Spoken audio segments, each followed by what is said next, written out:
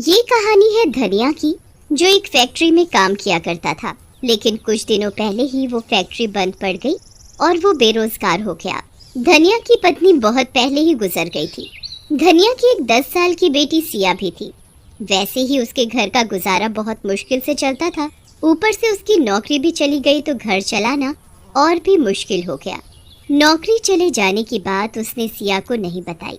रोज की तरह धनिया सुबह घर से निकलता नौकरी की तलाश में और शाम को नौकरी ना मिलने पर थका हारा वापस घर आ जाता। सिया, सिया, ओ सिया बेटी। अरे बाबा, आप आ गए फैक्ट्री से? पर आज भी मैं तेरे लिए रंग और पिचकारी लाना भूल गया। अरे कोई बात नहीं बाबा, कल ले आना। फैक्ट्री के सेठ ने बोला है होली पर सबको दिवाली की तरह बोनस मिलेगा। जब बोनस मिलेगा उन पैसों से मैं तुम्हारे लिए रंग, पिचकारी और ढेर सारी मिठाइयाँ लाऊंगा। सिया को पता था कि फैक्ट्री बंद होने के कारण उसके बाबा के पास अब कोई काम धंधा नहीं है। अब वो किसी की दुकान में झाड़ू लगा लिया करते हैं या पीठ पर बोझा उठाकर 2 पैसे लाकर जैसे तैसे घर चला लेते हैं। कभी कभी तो कोई काम नहीं मिलता तो खाली हाथ ही घर लौटना पड़ता है। एक दिन धनिया काम की तलाश में बाजार की तरफ जा रहा होता है। देखते देखते होली भी पास आ गई। कल होली है और मैं अभी तक अपनी बेटी के लिए रंग और पिचकारी भी नहीं ला पाया। धनिया ये सब सोचता हुआ चले जा रहा था। तभी उसकी नजर एक रंग और पिचकारी की दुकान पर गई। इस दुकान में मुझे जरूर कोई न कोई काम मिल जाएगा, तो मालिक के पैसों के बदले में अपनी बेटी के लिए रंग और पिचकारी मांग लूंगा। मालिक, कोई काम मिलेगा? कोई काम नहीं है, मैं कोई भी काम कर लूंगा मालिक। झाड़ू लगा दूं या झाड़ पोछा कर दूं दुकान में, कुछ भी। एक बार में सुनाई नहीं देता क्या? कोई काम नहीं है मालिक, मैं बहुत गरीब हूँ, मेरे पास कोई काम धंधा भी नहीं है। कल होली है और मुझे अपनी बेटी के लिए रंग और पिचकारी लेनी है। आप मुझे मेरे काम के पैसे के बदले रंग और पिचकारी दे देना। शक्ल से तो तुम चोर लगते हो। काम के बहाने कहीं चोरी करने का इरादा तो नहीं? हाँ? नहीं नहीं, बिल्कुल नहीं। आप एक बार काम देकर तो देखो।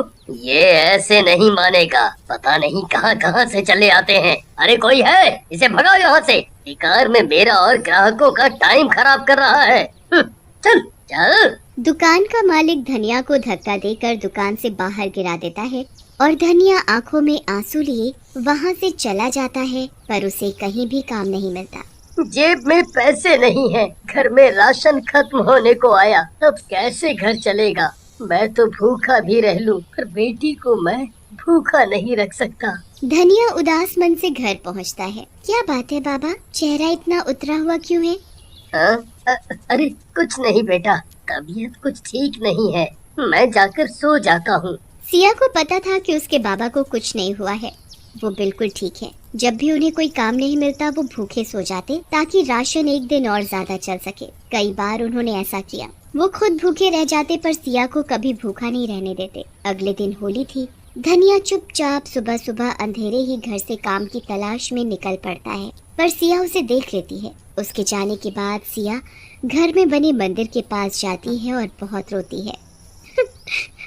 माँ, मेरी तो अपनी माँ भी नहीं, पर तू तो पूरे जगत की माँ है, तो मेरी भी माँ हुई ना। एक बेटी झोली फैलाकर अपनी माँ के सामने भीख मांगती है कि मेरे बाबा को दुख मत दो, वो बहुत दुखी है। माँ, मैं तुझसे कोई धन दौलत नहीं मांगती, पर मेरे बाबा को कोई काम दिला दो जिससे वो 2 वक्त की रोटी खा सके। कल रात भी मेरे पापा बिना खाए सो गए। अगर उन्हें कुछ हो गया तो? माँ तो पहले ही चली गई इस दुनिया से, पर मेरे बाबा, मैं अपने पापा को और दुखी नहीं देख सकती। माँ, मैं तेरे आगे हाथ जोड़कर खड़ी हूँ, विनती करती हूँ, मुझे कुछ नहीं चाहिए कभी भी, पर मेरे पापा को कोई काम दिला दे। उधर धनिया। आज होली है, हाथ बिल्कुल खाली है। हे ऊपर वाले, कुछ काम दिला दो। 2 पैसे हाथ में आए तो अपनी सिया बेटी के लिए मिठाई और रंग लेकर जाऊं। धनिया ये सब सोचते हुए उसी दुकान के आगे से गुजर रहा था जिस दुकान मालिक ने उसे धक्के देकर दुकान से बाहर फेंक दिया था। उसकी नजर फिर से दुकान में रखे रंग और पिचकारी पर जाती है।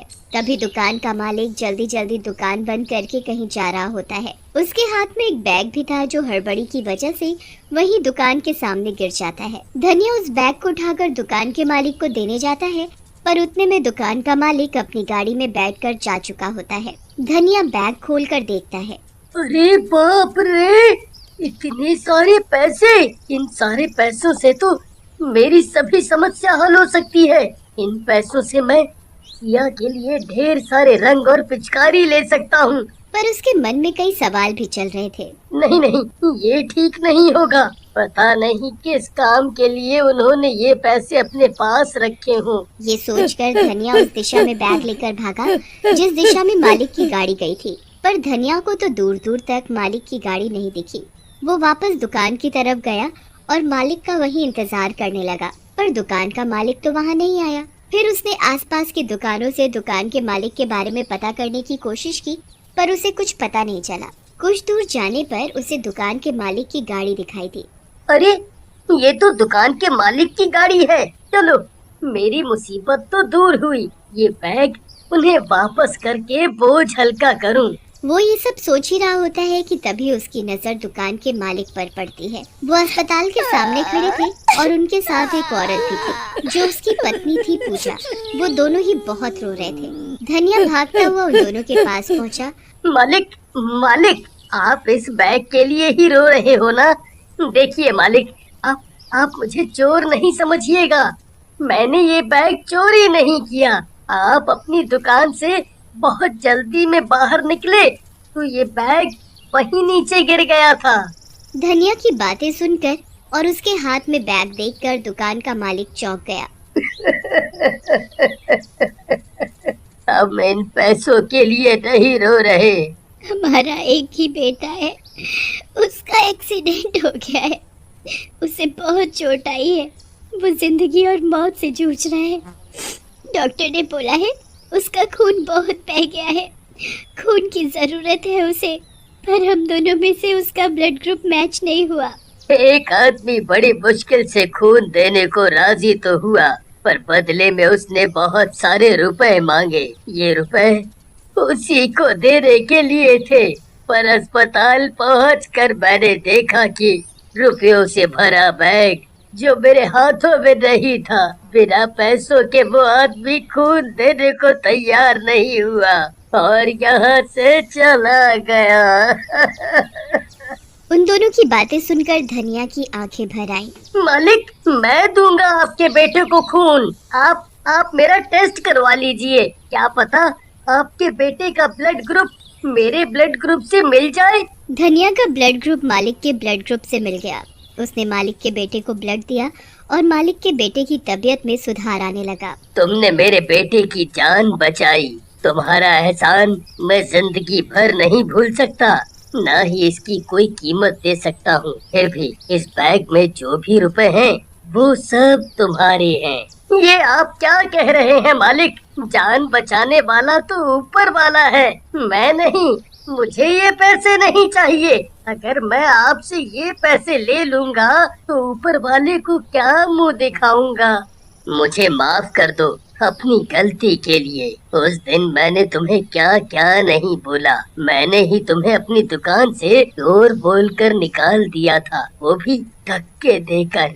मालिक, आप मुझे शर्मिंदा ना करें। धनिया वो बैग मालिक को दे देता है और फिर धनिया वहाँ से अपने घर की ओर चला जाता है। घर पहुंचकर देखता है कि सभी बच्चे बड़े होली खेल रहे हैं, नाच रहे हैं। जैसे ही वो घर पहुंचकर सिया को आवाज लगाता है, सिया बाहर आ जाती है। पर ये क्या? धनिया देखता है कि उसके हाथों में रंग की पिचकारी है। सिया मेरी बच्ची, ये रंग पिचकारी कहाँ से आई? कौन लाया? बाबा, आज मैं बहुत खुश हूँ। मेरी माता रानी ने मेरी सुन ली। आपको नौकरी मिल गई। नौकरी? तभी घर के अंदर से वही दुकान का मालिक और उसकी पत्नी बाहर आ जाते हैं। मालिक, आप यहाँ? ये पैसे का बैग, इसके तुम हकदार हो। ले लो ये, और मैं अपनी दुकान में तुम्हें नौकरी पर रखता हूँ धनिया।